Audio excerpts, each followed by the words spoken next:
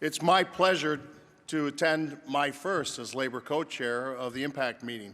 I've been a trustee since its early formation, but I have not sat in the chair and had to be the co-chair, and I take that responsibility seriously. I think you're going to find the meeting has a lot of value and content. I know last night, going through the different vendors and seeing the various levels of participation, it grows every year, and it amazes me how we can build off a tripartite approach to come together to collaborate on our industry's challenges and solutions. I bring a fairly positive message is that I inherited the Labor co-chair from President Walter Wise off of the vision of General President Hunt. The main constant with all that has been management co-chair Bill Brown. See, Joe wanted to start Impact as a way to offer our ability to talk with our most valued partners, which is our signatory contractors, and find out the commonalities and the similarities we have in style, and then to address the deficiencies, the needs, and find a vision and a focus. So Joe set us on that path as General President, and then Walter Wise looked to find a way for innovation as far as the program goes. How do we fund this thing and meet the challenges of the various needs? And so at the last convention, he talked about some people were participating at full levels and some people were barely participating, so the delegates took action, and we actually made a mandatory program that everyone participate in our labor management program. And it's not forcing people to come together with our employers, but just adequately and smartly bringing our finances to bear to put our shoulders to the wheel collectively. So we didn't meet every 3 years in rounds of collective bargaining, but we met in an ongoing manner to solve our problems. So our structure, if you read the annual report, is set up with a national board, and we met yesterday and we discussed the ongoing finances and challenges and direction going forward. But we gave each region their own boards so that they can set the direction and personality. And I believe the wisdom in how we set it up and getting it right to get everyone empowered and get the voice heard, because things in the North are different than in the South, things in Canada are different than the U.S., but collectively when we come together, the iron still weighs a ton, and rebar still hurts your shoulder when you carry it. So there's a lot of similarities in what we do, but there's a lot of smart, neat, and inefficient ways. So the video, and Kevin talked about, our history is 120 years long. The Ironworkers celebrated its 120th year of the union this February, and for that we're extremely proud to have survived and endured, and we think that we actually are on a great path for success. But 120 years, that's a testament to our members, and thank you very much from the labor folks in the crowd. Good, give yourself a hand. President Wise led on a safety campaign that we suffer no fatalities in our members. It's kind of funny because our international, not funny, but our international was formed to stop workplace fatalities. We were suffering at the formation of our union horrific job site fatalities, and members were, it was just an expectation that workers were going to lose their life in the course of employment.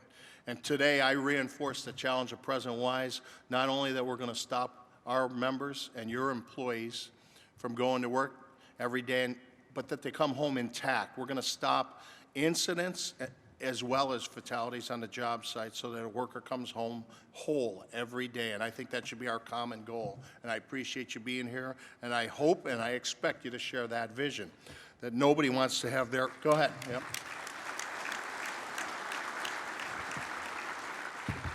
No contractor, when they're estimating a job, figures that they're going to send somebody to work and they're going to hurt their back or hurt their knee.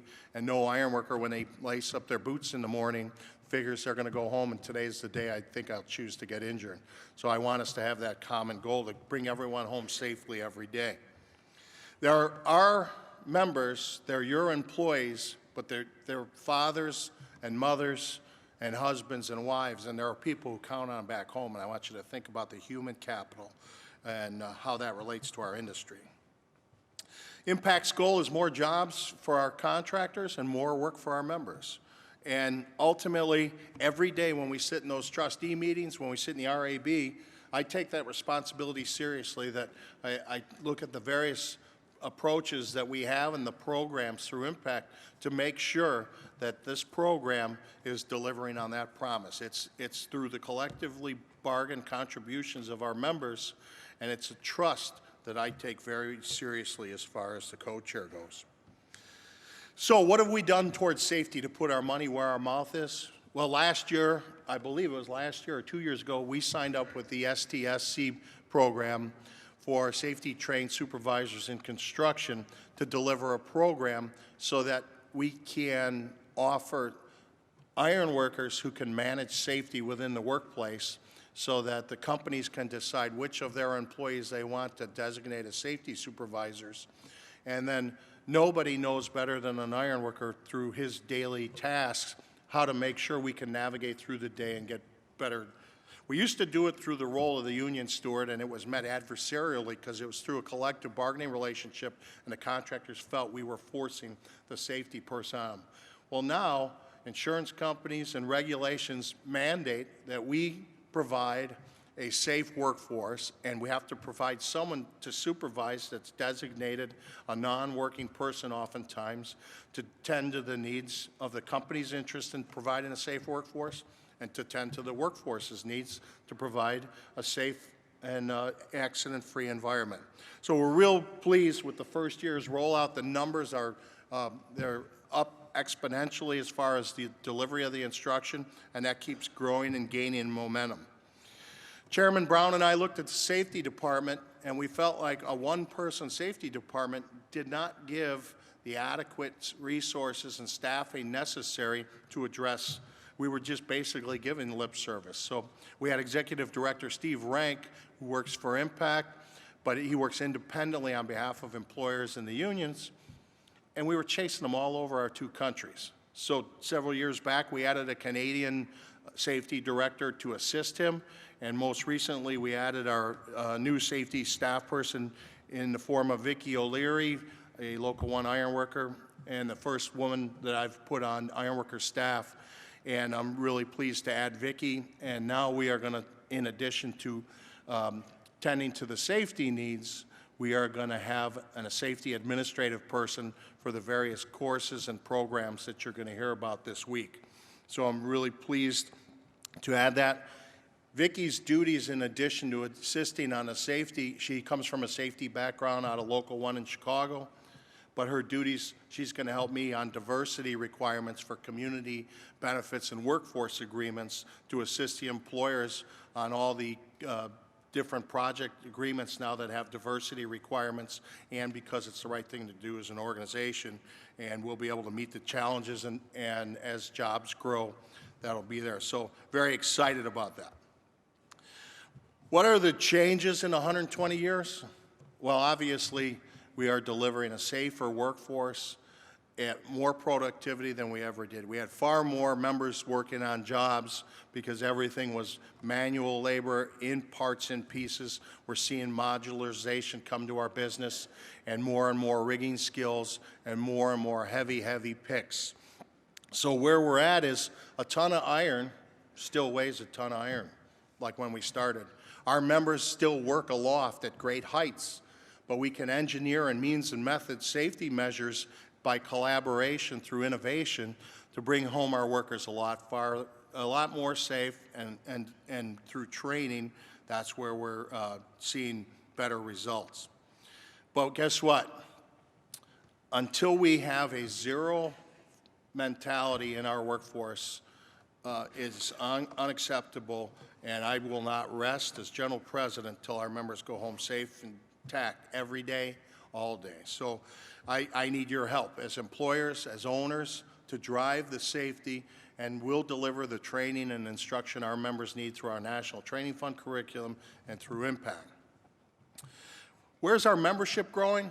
Prior to 2008, General President Hunt, I believe in concert with Impact, had our organization growing greater than every other organization in this business. 2008 was a bubble, and it was a construction depression. And it cost us to hemorrhage members. It forced members into earlier than normal retirement. We had a wave of baby boomers set to retire naturally by the demographics of our age.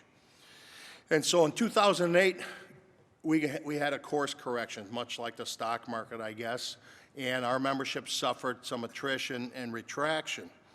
We measure our organization at convention cycles. So our last convention was in 2011 when General President Wise, General President Emeritus Wise was here, and we wanted to catch the uptick and the wave of an increase in the construction economy and capitalize as a union on what we can do differently to make sure that we seize not only recapturing the growth and the momentum in the economy, but recapturing our membership and our market share. And so I share President Wise's vision and General President Hunt's vision to double our market share through strong recruiting and retention programs. For that various reason, I'm pleased to tell you that since 2011, our apprenticeship numbers, there's demand now, so it's not because Eric Dean became General President last summer. But our numbers since 2011, we have 19,000 apprentices, trainees, and probationary members. And that's a 60% increase from where we were in 2011. So we hit that trough coming out of that last convention cycle when we set a lot of our programs going, and now our membership is increasing, our entry level. But there's a sign, and I told you, the baby boomers are set to leave, and about 40% of the workforce is scheduled for natural and normal retirement. So it's our challenge is to replace our incumbent workforce, seize on the growth, and grow beyond and above that, and that's how we're going to gain market share. So one of the things that we've done, I'll give you some inside baseball stuff. Our shop has grown 10% since 2011. And what that's done for us is that's a leading indicator. If we're making stuff in our fabricating shops, it's hitting the workforce. There's more stuff for us to erect. We've seen a 7% increase in active journeymen. Active. Not retirees, not all the other bells and whistles, but active. But overall, our organization's growth, our journeyman numbers are down because so many left due to a poor economy and a natural retirement. So I need cooperation. While our membership overall has grown about 7%, the active journeyman is down 2.7% since 2011. So we've seen a lot of people leave and a lot of entry-level people. The concern I have as a general president is, with too many entry-level folks, is are they seasoned enough and are they competent enough to deliver a safe job site? And I do not want our members getting hurt at the result of having an inexperienced workforce. So what I've done is, internally, the union has ramped up its recruitment and organizing efforts to go seize people that are in the open shop environment with limited skills and round them off. So the greater demand now is on the training programs to deliver and round off the skills of an individual worker who may have not had the pleasure of serving an apprenticeship and had a formalized apprenticeship training, but is pretty knowledgeable about the industry, but maybe they don't have the certifications necessary. So we're going to continue through Impact to provide the infrastructure for delivering a training through the traditional apprenticeship training program, and externally, we want to do it through anyone that joins our organization that needs rounded off or skills training, that we need to be able to provide both. It costs money. And to have the money, we have to have the resources, we have to have the programs available. So, our staff is, I just came from a recruitment and retention meeting where we're going to develop the best practices. We have isolated pockets of really good success where people are doing some really innovative things to get people of color, diversity, veterans, graduation rates. We just talked to someone who's graduating 85% of everyone that they enroll in the school. And what we want to do is get the best bang for the training dollar. So we're going to bring forward those best practices, and then we've got our organizers and our recruiters beating the street to bring people into our organization that have to or want to personality that want to be in the best organization to build and focus on safety and drive our contractors' results. I can't do this alone. I don't have the best ideas in Washington, D.C. Oftentimes you sit in the crowd. You're here because you bring to us your ideas, and they foster and they bubble up from what's one person's idea into a region's idea. And so if you see me and you have an idea that can help us grow, drive a safer workforce, please stop me, call me, ask any of my staff. But as you're here, I appreciate the contractors and the owners that took time away from their business to come and collaborate with us. I appreciate the labor folks that came here. Make a valuable use of your time and your money, and make sure you network and you help me share our vision for driving the growth in our industry.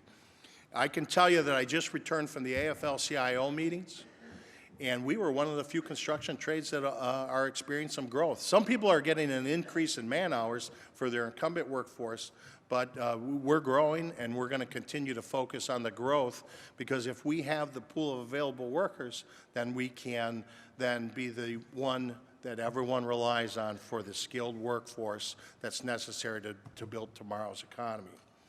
Today, the challenges are no different than they were when our union formed. Driving safety, driving profitability, and productivity. And we believe our ironworkers today, our curriculum is creating the most productive workers in the construction industry. I will put an ironworker behind no one as far as our skills and our productivity, and I am proud to be the General President of the Ironworkers. So with that,